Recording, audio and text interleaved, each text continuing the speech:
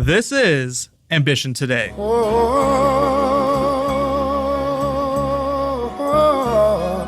up all the teachers, time to teach a new way. What's up, world? My name is Kevin Siskar, and this is Ambition Today, where we analyze success for the most ambitious people for the sake of entrepreneurial science. We unlock the secret lessons in which you can achieve success, grow your startup, accomplish your goals, and try to change the world today. Last episode, we talked to Amir, the founder and CEO at Doist, which makes the popular Todoist app. But today we are joined by the wonderful Paul Polizzotto. He's president and founder at CBS EcoMedia. Today's episode of Ambition Today is brought to you by TopTal. Visit toptal.com/ambition today to get a no-risk trial period of up to 2 weeks with the top 3% of developers and designers in the world. This is Ambition Today. Looking to make your dreams come true? Needing that extra push to become more successful? Then you've come to the right place. Welcome to Ambition Today with your host, Kevin Siskar.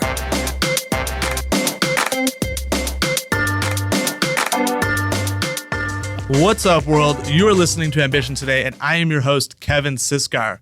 You can find me on Twitter at the Siskar, and you can also add me on Snapchat now as KR Siskar. I blog about startups, technology, and life at siskar.co, which is also the home of Ambition Today. On today's episode, we are joined by Paul Polizzotto. He's the founder and president at CBS EcoMedia. Paul, welcome to Ambition Today. Pleasure to be here. Thanks for having me, Kevin. So where are we today? We're in our conference room. But at the wonderful CBS offices in New York. Yeah, the CBS EcoMedia office is in New York. A good number of the folks at EcoMedia are in Manhattan Beach, California, 100 yards from the sand. But I'm here. I grew up there, but I'm here in New York now and enjoying it. I like being here, but I do miss home. Well, I'm excited to have you on. You're one of my favorite entrepreneurs. I think we met through the Founder Institute, but I just love the energy you bring to entrepreneurship. And when people talk about you need to be passionate, there's no questioning your passions behind what you do. So you mentioned California. So you grew up in California, right? I did. I grew up in Manhattan Beach, California. In fact, that's really what led to me becoming an entrepreneur in the first place, is that I grew up surfing in a very polluted Santa Monica Bay. During the 70s, late 70s and 80s, Santa Monica Bay was not in good shape. Here we were involved in this very healthy sport of surfing and couldn't stay well for more than a few weeks at a time. We had upper respiratory infections, skin infections, sinus infections. From surfing? Oh yeah, the water was incredibly polluted. It's a lot better now. I gotta tell you, great credit goes to NRDC, Heal the Bay, Santa Monica Baykeeper, and the Federal Clean Water Act for what has happened. Santa Monica Bay is making a comeback, and in large part because of important legislation, and the work of incredible nonprofits in that area. So what was going on, though? I mean, you think of the ocean, right? You think of like no cleaner water than the ocean, right? Like, so what was going on in the bay? Oh, I wish that were the case. Well, like any big city, you've got Hyperion plants and you've got stormwater, flowing into Santa Monica Bay. I mean, even on a perfectly dry day, there's tens of millions of gallons of urban runoff flowing into Santa Monica Bay. And, in an area that's ultimately a desert, right? It from April to probably second, third week of October, there's almost virtually no rain. So what is going into those storm drain systems sits in those storm drain systems for months. And the bacteria levels are on the rise. And when you get that first rain in the first part of October, latter part of October, it's called the first flush. And it's a 15-foot toxic stew in Santa Monica Bay. Oh, wow. Yeah, that is from really the storm drain systems basically backed up during that dry period. And you go surfing that. Yeah, you're supposed to stay out of the water for 72 hours after a rain event. But, surfers were like, it's too good, we got to go. And so it was that when the best waves are? Yeah, oftentimes. Yeah, because, becomes the first winter storms you're receiving. And oftentimes a low pressure offshore is drawn air. And so it's offshore winds. The surf is, there's a swell, and my friends would go, "Don't even tell me. I don't even want to know how bad it is. I'm going out there anyway." I'm like, I wouldn't do that. But it was hard to resist, and I always wanted to do something to clean up Santa Monica Bay. And in my first enterprise, I was 25 years old when I started my first business, and saw that the contract cleaning industry was operating illegally. What that meant was that contract cleaning companies were cleaning parking lots, industrial sites, manufacturing facilities, bioinfectious waste areas, and so on, and washing all of the pollutants that were being removed from those surfaces, along with the degreasers and detergents that were being used to, clean the surfaces, out into the storm drain system without treatment. They just flush it to the nearest drain. We were just in the nearest storm drain. And because we have separate systems in Southern California, separate from sewer and storm, anything going in those storm drain basins is going straight to the bay. And I looked at that and said, wait a minute, that's going straight to the bay. I'm surfing in that. And that's illegal. That's a non-stormwater discharge and a violation of the Federal Clean Water Act. And it's making people sick. And so I pioneered some methods for doing that compliantly, created something called urban watershed cleaning, a process called zero discharge, so that we Say that one more time? A process called urban watershed cleaning, and a process called, something called zero discharge, which meant that everything that we were removing from those surfaces, we would capture, bring it back to our facility for it to be treated. Okay. We became the first cleaning contractors to have a joint permit with LA County Sanitation and LA County Public Works to capture, transport, pre-treat, and then discharge the wastewater associated with our cleaning efforts into industrial sewage with permit. So we were monitored 24 hours a day for effluent profile and volume. And so this was your first company, Property Prep? Yeah, that was my first company. And, I was very proud of what we were able to accomplish, which was to sort of send a message to the industry, get legal or get out, which is to say, if you are going to clean these surfaces and you're going to discharge it into the storm drain system, it's time to either get out of the industry or to adapt to these new standards. And that was a great. And so, what was the result? I guess two questions. What was the result with the industry, and what was the result with the water in the Bay Area? Well, I'm not going to take credit for the entire cleanup of Santa Monica Bay. I made a small impact, and I'm proud of the small impact that I made, which was essentially to have cleaning contractors do that in a compliant way. The overall cleanup of Santa Monica Bay is the credit really goes to legislation. The Federal Clean Water Act, legislation that took place in the state of California, and a number of nonprofit organizations that I think have done remarkable work. NRDC, Heal the Bay, and I really, really appreciate the work that's been done by Bobby Kennedy Jr.'s organization, the Waterkeeper Alliance, and in this case, the Santa Monica Bay Keeper. And in fact, all the Keeper movement really started here in New York. With the Hudson River Keeper. So right here. Interesting. The origins of the Keeper movement. So it's safe to say that, you were surfing at a young age, like you grew up a risk taker. Yeah. And so entrepreneurship kind of felt at home a little bit? Yeah. It's interesting, the whole idea of entrepreneurship. I have some concerns about how we're making celebrities out of entrepreneurs, right? And I think it's really positive particularly in an economy that needs, job creation. It needs, inventors, innovators, and job creators. I think that's important. But I think we in terms of preparing the next generation of entrepreneurs, I think you can help give them business skills that will make them more likely to succeed if they become entrepreneurs. But my own view on entrepreneurship is it's almost like an art form. Like I look at my own work and it's my expression. It's my artistic expression to the world, that my ideas are really from my soul and they're my interpretation of how things can be. Can you teach that? I don't know. I love music, but I can't make music. I really, really love music. Could you teach me to play the guitar? Sure. But I wouldn't be Eric Clapton or I wouldn't be Prince, right? It would be tough because I don't have that innate skill. But I think it's the combination of art and engineering. The art really are the ideas themselves, right? And I can tell you that I've never worked hard for an idea.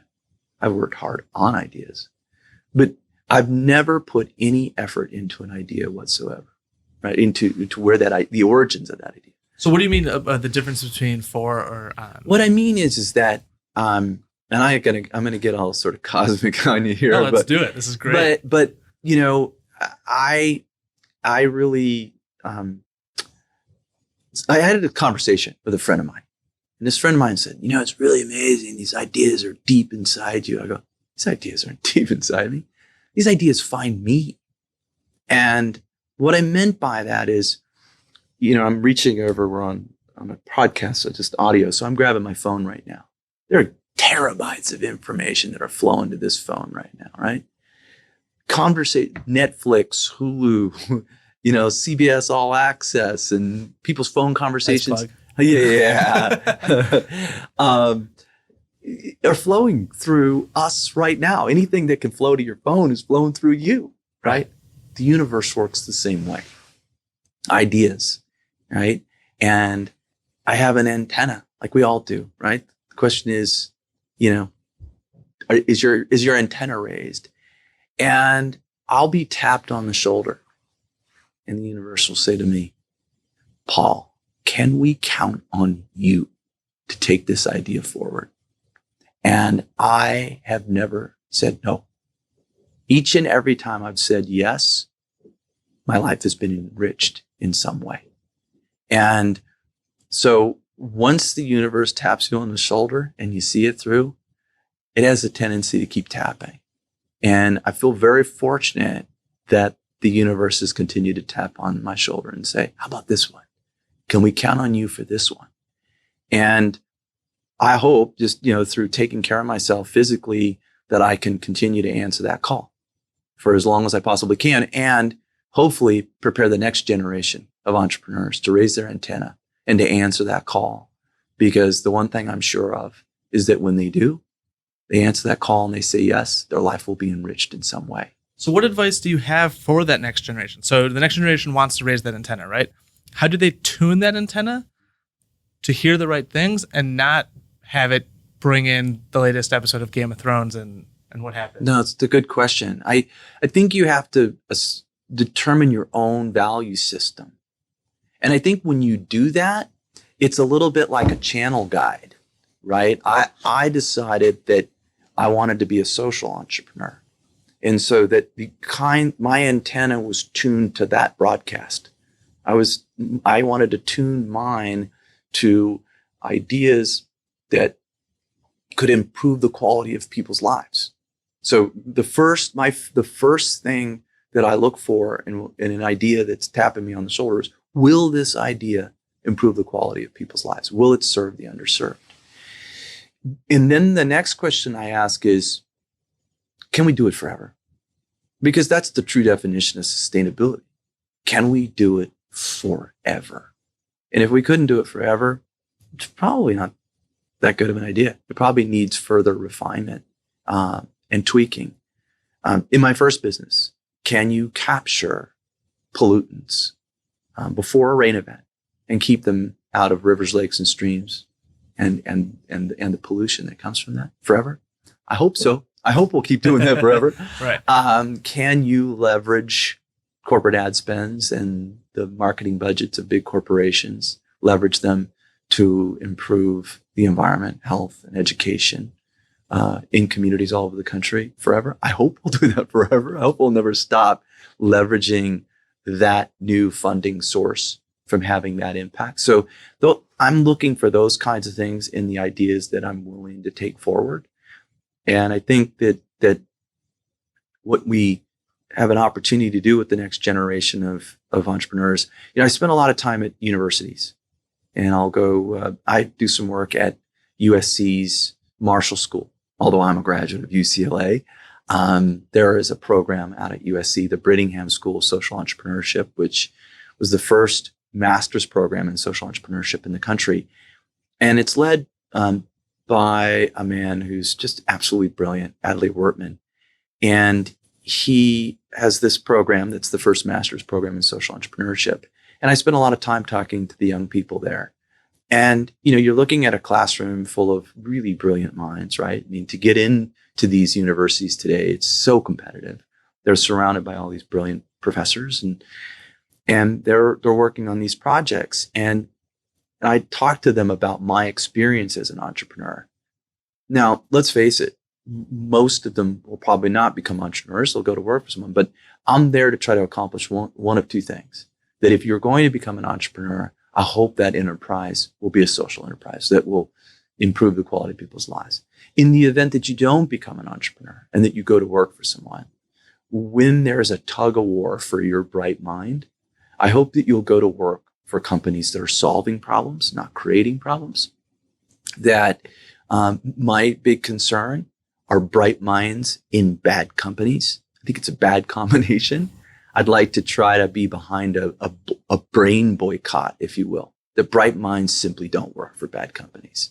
And that as there's competition for these bright minds, companies that are doing harm will not be able to attract the best and brightest, and it will begin to minimize the negative impact that they're having on our society.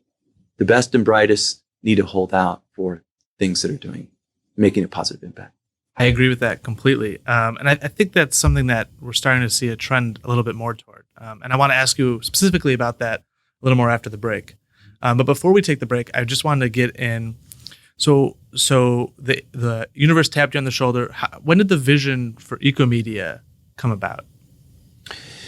The vision for EcoMedia came about really as a result of the success of my first company. As that company grew, I grew interested in expanding our impact into more communities in terms of stormwater and urban runoff issues. And so I started to look at what communities were dealing with. Every city has something called an NPDES permit, a National Pollution Discharge Elimination System permit.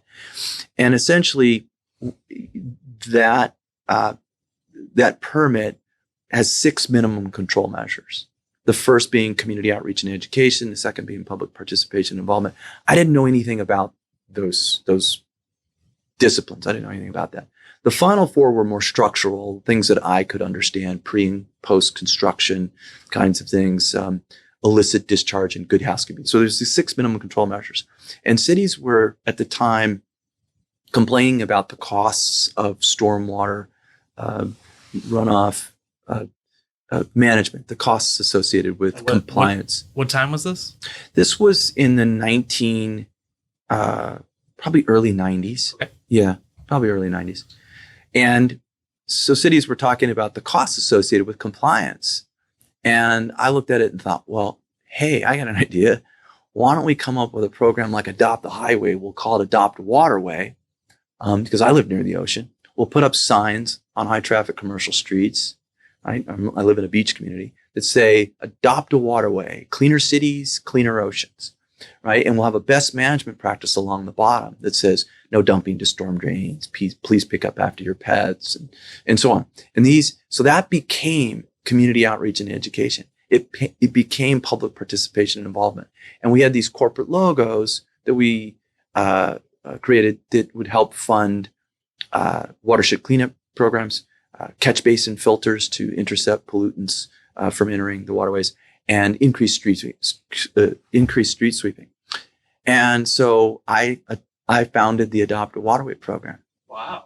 And Congrats. no, it was fun. And we started working with cities all over the country, Miami and Baltimore, and it was a way for me to expand my impact without having to have employees. It was a way to scale it without having It was self-sustaining almost. Right. And then I I grew increasingly interested in what was happening around climate change and what cities were doing to comply. I don't want to say comply because we've approached, climate change very differently in this country. Rather than there being a top-down approach, it really started from the bottom up.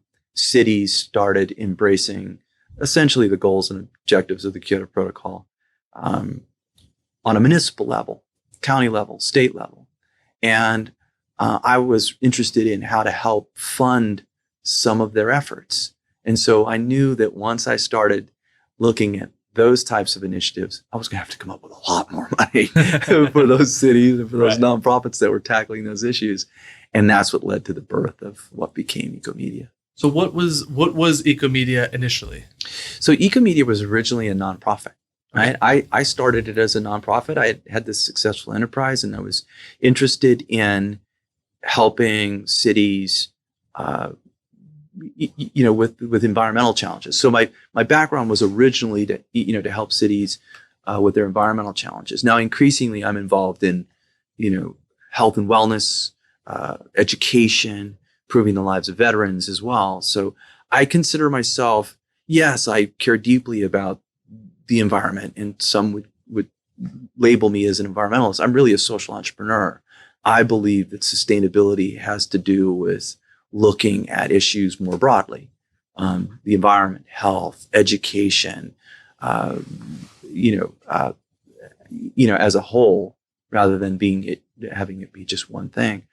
So I started EcoMedia as a nonprofit because I was aware of where there were a lot of really interesting projects where cities and nonprofits had brought a lot of the money together, but not all the money. They needed a little bit of gap financing to get these projects off the shelf and into the community.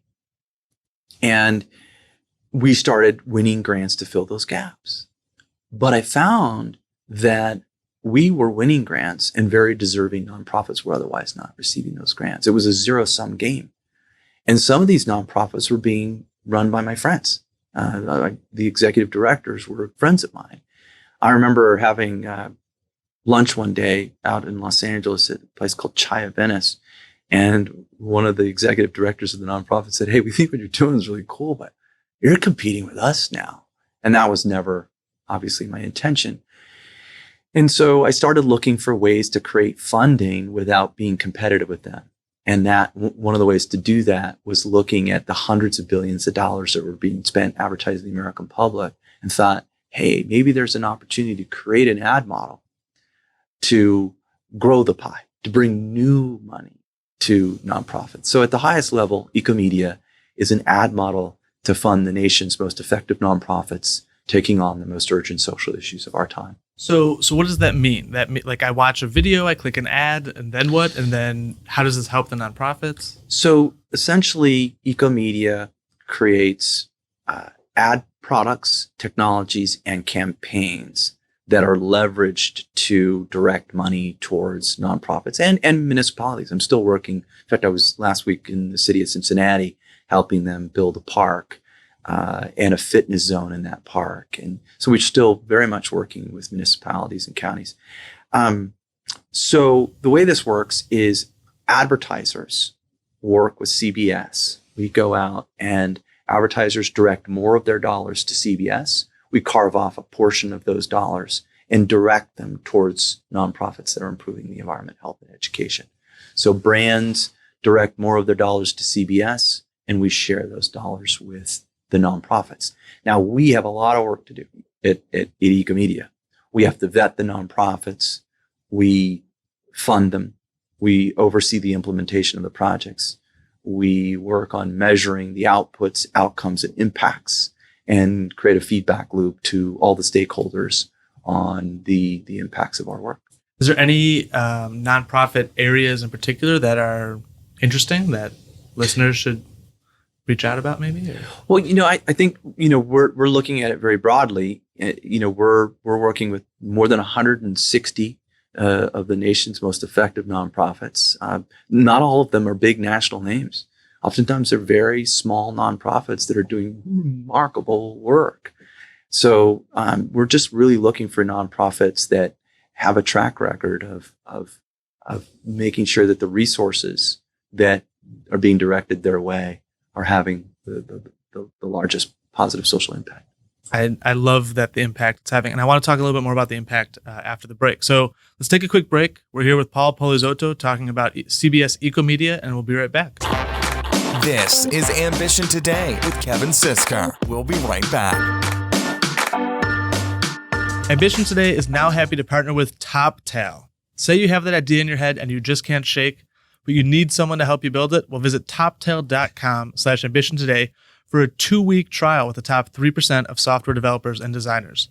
You own all the work, you own all the code from anything built during your trial, and you can get a lot done in 2 weeks. Someone from TopTal will reach out within hours usually. I've had people reach out within 30 minutes. So you're almost immediately guaranteed to get going. So that's TOPTAL.com, toptal.com/ambition today to get started. And this episode, we are also partnering with EcoMedia. Paul, I wanted to ask you if there's any opportunity to give back or the audience can help out with what EcoMedia is doing. Is there something you could share? Got a really simple way for them to get involved. We launched a giving platform, not an ad platform, a giving platform, a digital giving platform called Viewers to Volunteers, or V2V. It's a mobile web experience, or you can download the app at the Apple Store or Google Play. And it's a digital giving platform in that all people do is they go to Viewers to Volunteers and they watch or read positive content. And just by watching and reading and sharing positive content, they can make a positive impact. Essentially, they earn points for being inspired by positive content. Those points are underwritten by brands, and then they're able to direct those points, which become dollars, to the nonprofit and issue area they care about. It's the gamification of giving, and it's the democratization of giving. The only barrier to one's ability to be philanthropic is their ability to experience empathy. It's story, empathy, action in real time. And that's the power of the digital age that I was always frustrated with storytelling. You know, the idea that we're being exposed to stories around hunger and illiteracy and homelessness and saying, this is tragic. And what I wanted to do was create a situation where, as we were made aware of these situations, we could act in real time. And that I was concerned about donor fatigue, that everyone's figured out a new clever way to ask you for money. I didn't want to ask people for money. I'm not putting those down. I think any way that people can make giving easy is great. I just didn't want to be another one of those. I wanted to not ask you for money. I just wanted to ask you if you cared. And if you care, then we'll have that underwritten by brands. And so one more time, where can people check that out? Viewerstovolunteers.com. All right, viewerstovolunteers.com. Go check that out and support the cause. I love the positive vibes. Yeah. So, now back to this episode of Ambition Today. You're listening to Ambition Today. Visit us now at siskar.co. Welcome back. We're here with Paul Polizzotto, and we're talking about his company, CBS EcoMedia, and how it is changing the world and really making an impact everywhere. So, Paul, I wanted to ask you, what is one of your favorite examples? Maybe there's too many to pick one, but what is of how EcoMedia has impacted the world? Well, one of the things I'm quite proud of is that we have been able to impact the lives of more than 30 million Americans. So through our work, we're coming up on positively impacting the lives of 1 in 10 Americans. So, I'm really proud of the fact that's incredible. It's kind of, it's funny, Kevin. I was just made aware of this stat a couple of weeks ago, because we've been doing, we audit our work, and this number, was brought to me, and I was like, "Are you kidding me?" So I was really, I'm proud of that, and we've been able to direct more than $80 million to nonprofits through funding and resources that we provide, and so I'm proud of that. But I look at you and I talked one time about the fact that one day, opening day of school in Pittsburgh, we gave 2 books to every incoming kindergartner. It was really amazing to think about. Virtually every kindergartner coming in that year was getting a book. We do quite a lot of work with First Book around the country, providing books to young people and encouraging reading and helping to deal with illiteracy in this country. Here we are, considered the wealthiest country in the world, and we have literacy issues and kids that don't have books. It's tragic, and it's not acceptable. And so, from providing kids healthier meals in schools, to providing housing to homeless veterans, to funding solar panels on parks and schools and community centers, to building urban parks in urban areas that don't have parks, putting fitness zones in those parks. I was in Cincinnati last week, and we took this open area, this open lot of land, and built a park and put this fitness zone in the park. And there was this gentleman that lived across the street who was a personal trainer, and he was in the park training one of his neighbors with this new fitness equipment that was provided. It's things like that remind me why what we're doing is so gratifying and fulfilling. The one thing about it, being a social entrepreneur, it's a blessing and a curse. The blessing is that you find your work immensely gratifying. The curse is you can't shut it off. Because when you're exposed to, the things that you see being out and about this country and seeing what communities are challenged with, you're constantly thinking, like, how do we bring more resources to serving the underserved? So you can't shut it off. But at the same time, you find it immensely gratifying. That's incredible. I mean, 30 million people listening, 1 in 10. I mean, they know someone that's probably been touched by your work, which is incredible. Yeah, but again, having said that, there's so much that needs to be done, and there are so many people in need. I mean, we're seeing it right now with this election, and we're listening to what the American people are telling us, and we have some challenges that, significant challenges that we need to deal with. And whether it's government, or whether it's the private sector, or whether it's the nonprofits, that the solutions are right here, right now.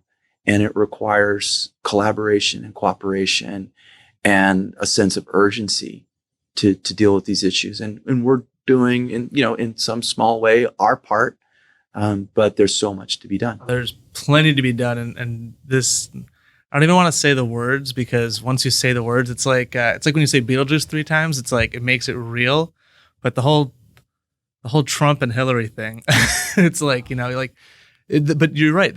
It's really weird, this like fog that seems to have come over the country. And just in the last year, it was like everything was very positive, and the whole no bully movement and all that. And then like this happens, and like it's almost like clickbait and like things being catchy and the attention span. Like there's been this like switch of something is happening here that's larger than. But we can, without getting, sort of political here, I just think there is far too much to be done for us to get dragged into some of the ways that folks are expressing their thoughts. I'm stunned, frankly. Put your head down and change the world. Yeah, that's about it. Yeah. All right, I love it. So, you, all this great work, right? And so how does a company like CBS, I looked it up. CBS was founded in 1927 as a radio broadcasting company. They're huge. Everyone knows CBS, at least in the US. How does an old, big company like that come to buy EcoMedia? And how did that come about? So we entered into a joint venture in 2008 and 2009. And we were greening schools all over the country. Everything from solar installations, energy efficiency retrofits, organic gardens, really, really cool projects all over the country. So we entered into this joint venture. The joint venture went very successfully. In 2009, the U.S. Conference of Mayors deemed that public-private partnership to be the most successful in the nation at that time. And we won the Award of Excellence from the U.S. Conference of Mayors. And the award was presented down in Miami where Mayor Manny Diaz, who was the mayor of Miami at the time and the president of the U.S. Conference of Mayors, and we went down to address the U.S. Conference of Mayors, and Leslie Moonves, who is the chairman and CEO of CBS, was there. It was my first chance to meet him. And we had already been working with him as part of this joint venture. It was going very well. And then discussions began about CBS acquiring EcoMedia. And I have to tell you, Kevin, it was really interesting for me because I had not worked for anyone since I was 25 years old. When I sold the company, or we sold the company to CBS. And I was nervous because, one, I had not worked inside a big corporation, and it was very important to me to be able to continue to invent and to create and innovate. And Leslie Moonves and Joy Anello and Tony Ambrosio, who I work for, said, you're going to get to keep dreaming, keep innovating, keep creating. And I was so excited about that. And I went back to my friends in Manhattan Beach and I said, hey, CBS is going to buy our company. And they said I get to keep creating and innovating. And my friends were like, yeah, right. Sure. They tell that to everybody. Right. And they said the over and under on you is just like, you'll never see the because as part of the deal, you have to sign a contract, right, to stay with it. And my friends were convinced I wouldn't stay, or they would fire me. And that didn't happen. And it didn't happen because they were sincere about that. They were like, no, keep creating, keep inventing. And I enjoy so much working for people who, and it might be because everything they do is creative, right? I mean, they're creating television shows and films, and they're dealing with creative people all day, every day. So as foreign as it seems that someone who's innovative and creative, that it's unlikely that I would be there, it actually makes a lot of sense. And they're very open to new ideas. And it's been really exciting to see them embrace new innovations and our success. I think that's actually a really interesting point and did not occur to me. It is a creative organization, and that's a great point. Yeah, frankly, Leslie Moonves is dealing on a daily basis with people who are a lot more creative than me. So, I think it's very natural. So I love what EcoMedia is doing. So so you go back to your friends in Manhattan Beach, they say, good luck. So one of my things I want to ask you, so years later, right, you've sold CBS EcoMedia to CBS. It's now CBS EcoMedia. How has surfing stayed with you throughout your life, and how has that impacted you even to this day? Do you still surf? Is it good? Yes, I still surf. In fact, I'll be surfing. You surf in New York? Yeah. Really? I surf in Amagansett, Montauk, Southampton. I've never surfed. Well, it's on my bucket list. It's incredible. It's not nearly as consistent here, I have to tell you. It's not. But there are moments when this place goes off and gets the beaches. Yeah. There's waves out here at Jones Beach. Yeah, right. I mean, you can get on the subway or the train. I go to Jones Beach on the Long Island Railroad all the time. There's waves. Nice. Yeah, there's waves. So, look, I look at it a couple ways. There's a couple ways you can sort of look at entrepreneurship and surfing. I was having a conversation with some students at USC's Marshall School, the Brittingham School of Social Entrepreneurship out there. And it's funny to be in Southern California and to see the shorts and the flip-flops. It's 85 degrees outside and these kids surf and they understand what you're talking about.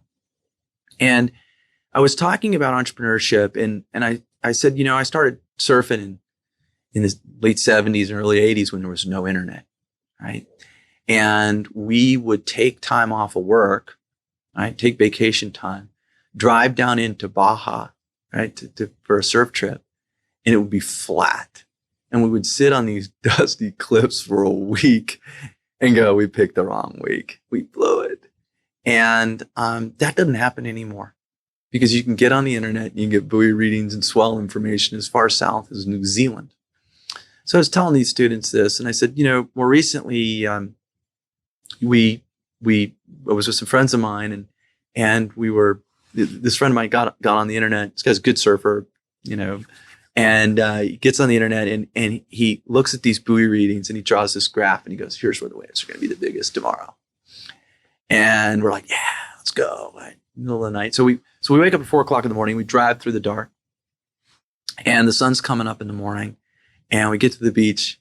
And what did the technology give us?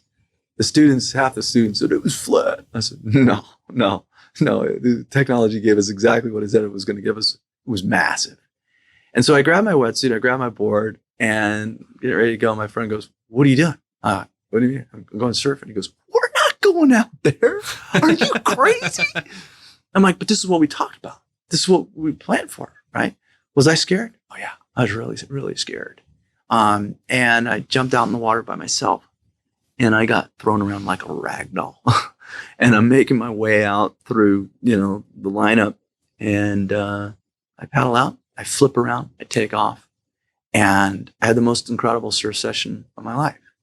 And the point I was trying to make is that, here you are, you're brilliant, right? You wouldn't be at this school. You'd be surrounded by these brilliant professors.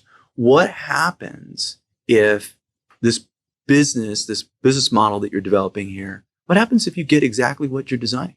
Will you paddle out? Because it's scary out there, okay? You will get thrown around like a rag doll, but you can't ride waves sitting on the beach. You actually have to paddle out. And there's something about surfing that there is a sense of pace. The ocean has a pace, right? The economy also has a pace.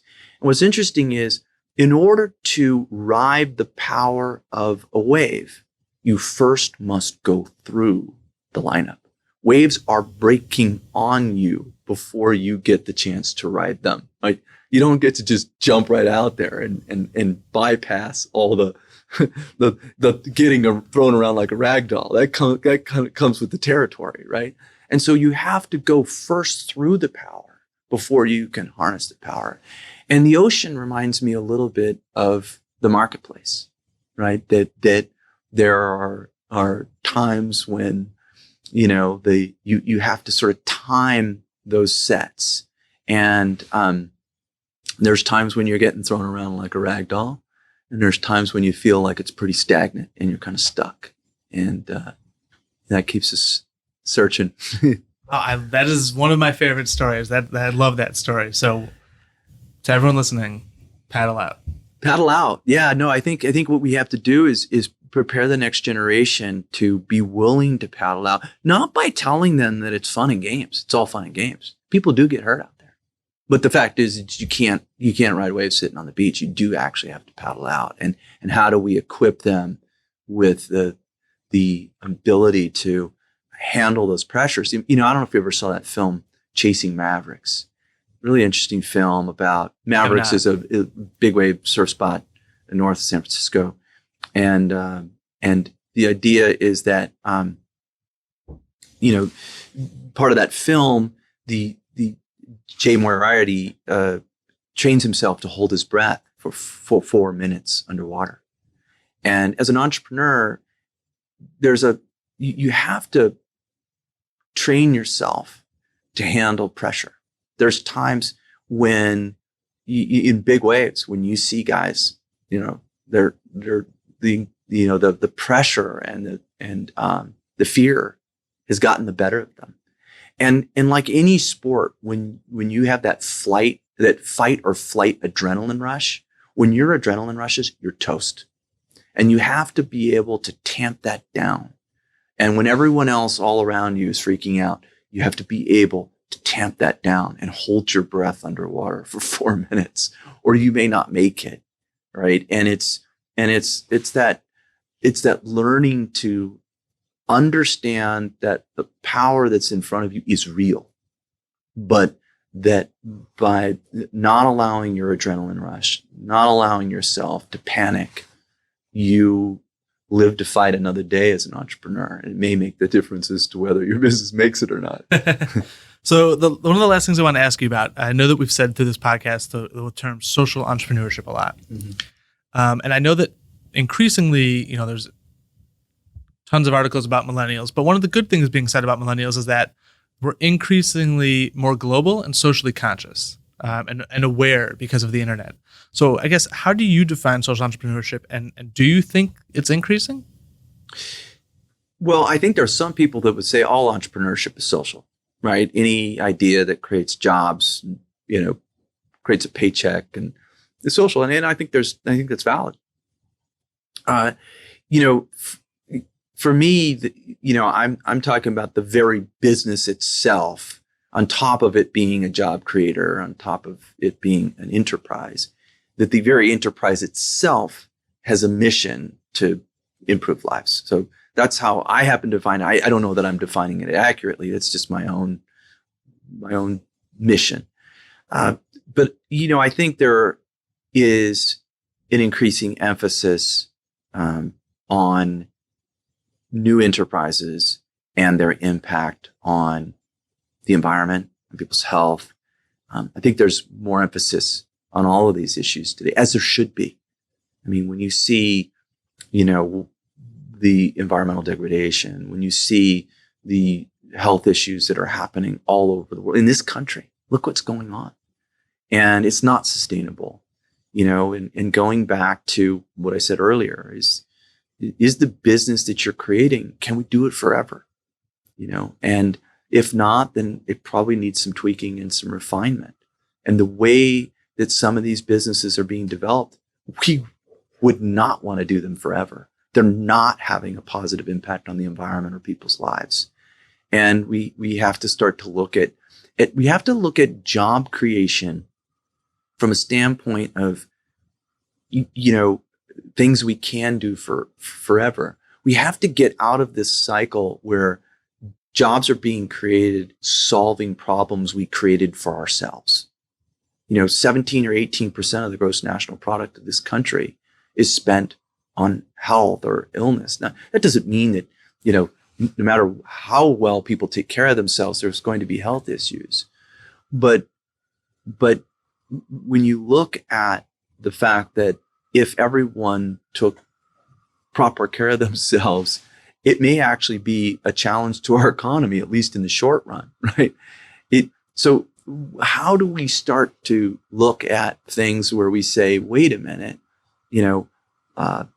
job creation needs to come from things that are positive, that we could do forever.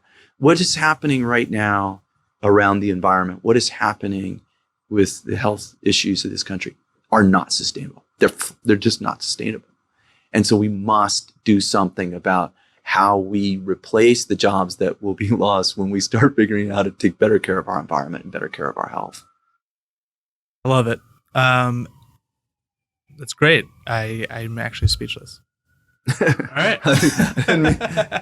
No. So, all right. So let's wrap here. We got to do the Ambition Today question of the day. So today's Ambition Today question of the day is, how should an entrepreneur take an idea and then navigate it into reality? Well, I talked a little bit earlier about the art and engineering of entrepreneurship, right? And I don't know that the artist and the engineer are always the same person. Sometimes they are, sometimes they're not. I talked about ideas being effortless and ideas being free. I've never worked hard for an idea. I've worked hard on an idea. Once that idea taps me on the shoulder, I've worked hard on that idea, but I never worked hard for the idea. The idea was effortless and was free. The ideas are art. The engineering is to take an idea and turn it into a product, to launch it in the marketplace, to scale it, watch it become profitable. And oh, by the way, I'm a social entrepreneur, so it also has to improve the quality of people's lives. That's hard. It's really, really hard. And so as you begin to take an idea and introduce it to people, particularly inside a large organization, now I'm inside a large organization. I'd go into boardrooms, corner offices, cubicles with an idea and go, okay, I got this idea. Check this out. What if we were to do this? And you can look at someone's eyes and you see their brain energy, how hard they're working, right?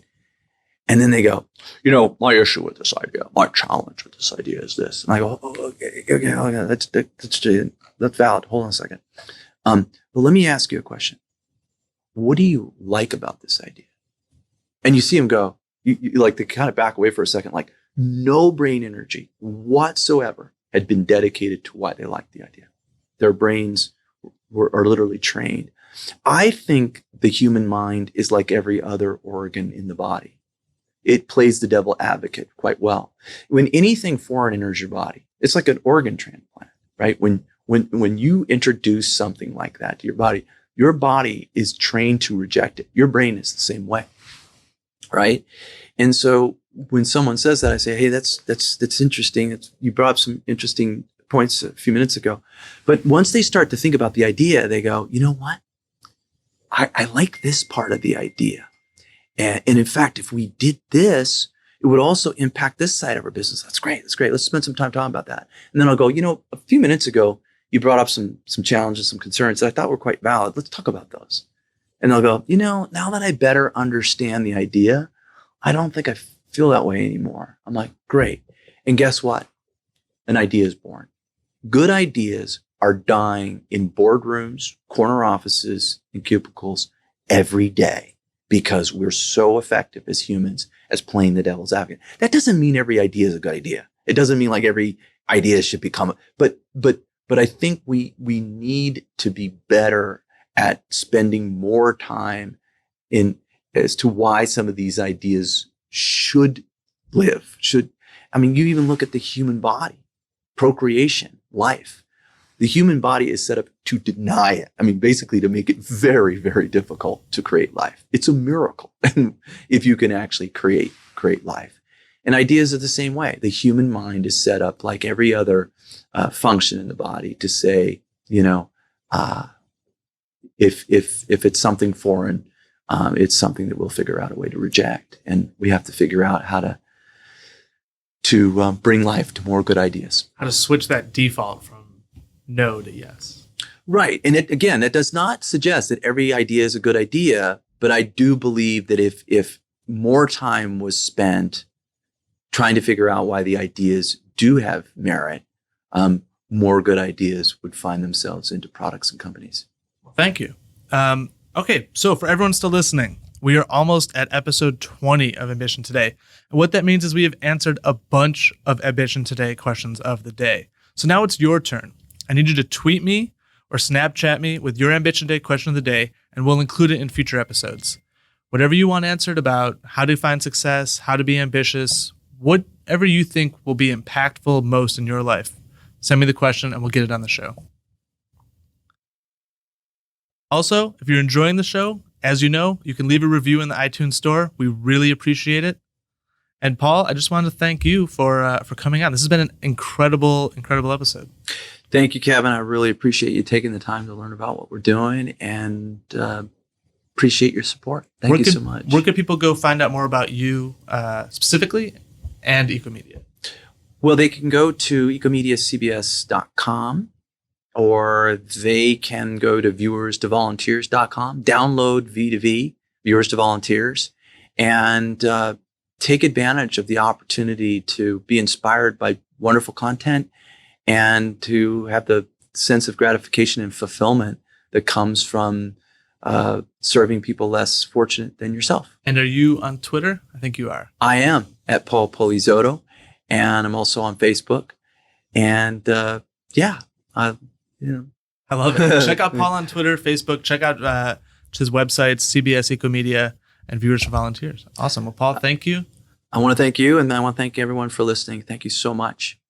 Stay curious, everyone, and we will see you all on the next episode of Ambition Today. Thanks for listening to this episode of Ambition Today with your host, Kevin Siskar. For more great content and to stay up to date, visit www.siskar.co. We'll catch you next time.